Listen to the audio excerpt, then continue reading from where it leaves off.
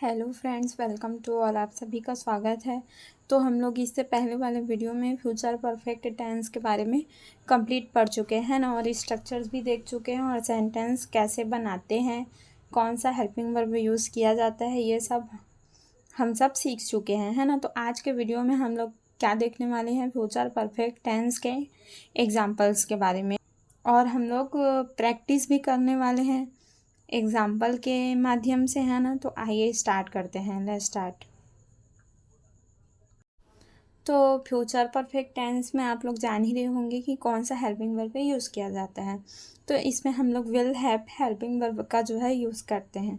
Will have या तो आप सेल भी ले सकते हैं ना, सेल आई और वी के साथ लगाया जाता है, तो सेल हैव या विल हैव का हम लोग यूज़ करते हैं।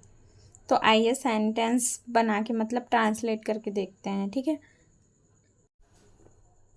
ओके, तो आइए देखते हैं फर्स्ट एग्जांपल क्या है, मैं काम पूरा कर चुका हूँगा, है ना। तो आप अगर वाक्य के अंत में देखें तो आपको पता चलेगा कि यहाँ चुका होगा या चुका होगी या चुका होंगे, है ना।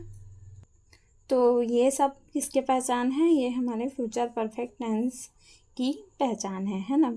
तो आप वाक्य के अंत में देख के आप पहचान सकते हैं कि ये कौन सा टेंस है।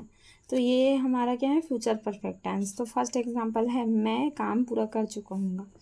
तो सबसे पहले ये कौन सा सेंटेंस है, ये है अफर्मेटिव का, यानी सकारात्मक वाक्य। तो इसमें सबसे पहले हम लोग क्या लिखेंगे, सब्जेक्ट। तो सब्जेक्ट है आई, मैं यानी आई, तो आई लिखेंगे, और आई के साथ हम लोग कौन सा हेल्पिंग वर्ब लगाते हैं, विल या सेल। तो हम लोग इसके साथ सेल लगाते हैं, तो हम लोग यहाँ सेल लिख देते हैं, ठीक है। आई सेल, फिर इसके साथ लगता है हैव, आई सेल हैव, हो गया। फिर इसके बाद हम लोग क्या लिखते हैं, याद कीजिए, इसके बाद हम लोग लिखते हैं वर्ब का कौन सा फॉर्म, थर्ड फॉर्म। तो वर्ब क्या है, इसमें पूरा करना, जिसको हम लोग क्या बोलते हैं, फिनिश। तो हम लोग फिनिश का थर्ड फॉर्म क्या लिखेंगे, finished. I shall have finished. फिर लास्ट में क्या लिखते हैं हम लोग, ऑब्जेक्ट। तो ऑब्जेक्ट क्या है, काम, है ना, काम। तो हम लोग लिखेंगे द वर्क, ओके। मैं अपना काम पूरा कर चुका हूँगा, I shall have finished the work. तो आइए देखते हैं सेकेंड एग्जांपल क्या है, क्या माँ खाना बना चुकी होगी। अब ये कौन सा सेंटेंस है, चुकी होगी। ये हमारा इंट्रोगेटिव का सेंटेंस है, यानी प्रश्नवाचक वाक्य। तो इसमें क्या करते हैं, सबसे पहले हेल्पिंग वर्ब लिखते हैं। तो सब्जेक्ट क्या है, माँ को बोलेंगे मदर। तो इसके साथ हम लोग क्या लगाते हैं, विल लगाते हैं। तो विल पहले लिख लेते हैं, विल, फिर विल हो गया हेल्पिंग वर्ब, है ना। फिर इसके बाद विल के बाद में क्या लगाएंगे हम लोग, सब्जेक्ट है माँ यानी मदर, हम क्या लिखेंगे, मदर, विल मदर। फिर इसके बाद क्या लगाते हैं, सब्जेक्ट के बाद हैव लगाते हैं। फिर हैव के बाद मेन, जो भी मेन वर्ब रहता है उसका थर्ड फॉर्म, है ना। तो मेन वर्ब क्या है, खाना बनाना, जिसको क्या बोलते हैं, कुक। तो कुक का थर्ड फॉर्म क्या होगा, कुक्ड।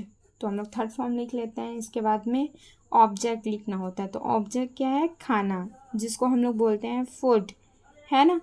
लास्ट में क्वेश्चन मार्क, क्योंकि ये इंट्रोगेटिव का सेंटेंस है। क्या माँ खाना बना चुकी होगी, will mother have cooked food. हमारा थर्ड एग्जांपल क्या है, थर्ड एग्जांपल है, सोहन अपना पाठ याद कर चुका होगा। तो आपको पता चल रहा होगा कि ये भी कौन सा सेंटेंस है, ये हमारा एफर्मेटिव सेंटेंस है, यानी सकारात्मक वाक्य, है ना। तो हम लोग सबसे पहले क्या लिखेंगे, सब्जेक्ट क्या है, सोहन। तो हम लोग लिख लेते हैं सोहन। फिर इसके साथ क्या लगाएंगे, हेल्पिंग वर्ब विल, और फिर इसके साथ हैव, सोहन विल हैव, है ना। फिर इसके बाद क्या लिखना होता है हम लोग का, वर्ब का थर्ड फॉर्म। तो वर्ब क्या है, याद करना, पाठ याद करना। तो जिसको हम लोग मेमोराइज भी बोलते हैं, है ना। तो मेमोराइज का थर्ड फॉर्म क्या होगा, मेमोराइज्ड। तो हम लोग लिख लेते हैं थर्ड फॉर्म मेमोराइज्ड। फिर लास्ट में क्या लिखेंगे हम लोग, ऑब्जेक्ट। तो ऑब्जेक्ट क्या है, अपना पाठ, यानी हिज और पार्ट के लिए अपना के लिए हिज और पार्ट के लिए लेसन। ओके, तो सोहन अपना पाठ याद कर चुका होगा। Sohan will have memorised his lesson. तो आइए देखते हैं फोर्थ एग्जांपल। फोर्थ एग्जांपल क्या है? वह शाम तक दिल्ली नहीं पहुँचे होंगे, है ना। तो ये कौन सा है? नहीं पहुँचे होंगे, यानी ये कौन सा है? ये नेगेटिव, हमारा नेगेटिव सेंटेंस है। तो इसमें कौन सा स्ट्रक्चर लगेगा? नेगेटिव का। तो सबसे पहले हम लोग इसमें क्या लिखते हैं? हम लोग लिखते हैं सब्जेक्ट। तो सब्जेक्ट क्या है? वह के लिए हम लोग क्या लिखेंगे? ही। और ही के साथ कौन सा हेल्पिंग वर्ब लगता है? विल। फिर इसके बाद हम लोग लिखते हैं हैव, विल हैव। लेकिन हम लोग विल हैव तो लिखते हैं, लेकिन इसके बीच में क्या लगाते हैं? नॉट, क्योंकि ये नेगेटिव सेंटेंस है। तो he will not have, will और हैव के बीच में हम लोग नॉट लगाते हैं, तब जाके ये कौन सा सेंटेंस बनता है? Negative sentence. He will not have. फिर इसके बाद में क्या लिखते हैं हम लोग? वर्ब का थर्ड फॉर्म। तो वर्ब क्या है? पहुंचना, है ना, जिसको क्या बोलते हैं हम लोग? रीच, है ना। तो रीच का थर्ड फॉर्म क्या होता है? रीच्ड। तो ही विल नॉट हैव, याद रखना ना, इसके बीच में नॉट है। He will not have reached. फिर हम लोग को लास्ट में क्या लिखना है? लास्ट में लिखना है ऑब्जेक्ट। ऑब्जेक्ट क्या है इसमें? शाम तक दिल्ली, है ना। तो रीच्ड। फिर इसके बाद हम लोग क्या लिखेंगे? दिल्ली। तो लिख लेते हैं दिल्ली। फिर इसके बाद में क्या लिखना है? शाम तक। तो इसके लिए हम लोग लिखेंगे बाय इवनिंग, इवनिंग। ओके, तो वह शाम तक दिल्ली नहीं पहुंचे होंगे। He will not have reached Delhi by evening. Okay, हमारा फिफ्थ एग्जाम्पल क्या है? उन्होंने पौधे को पानी दिया होगा। तो ये कौन सा सेंटेंस है? ये हमारा अफर्मेटिव है। तो इसमें हम लोग सबसे पहले क्या लिखेंगे? सब्जेक्ट। तो उन्होंने मीन्स क्या होगा? ही के साथ क्या लगाते हैं हम लोग? Will have, will have. फिर विल हैव के बाद क्या लिखेंगे हम लोग? वर्ब का थर्ड फॉर्म। तो वर्ब क्या है? पानी देना, जिसको हम लोग इंग्लिश में क्या बोलते हैं? वाटर, है ना। पानी को भी वाटर बोलते हैं और पौधे को पानी देना को भी हम लोग क्या बोलते हैं? वाटर।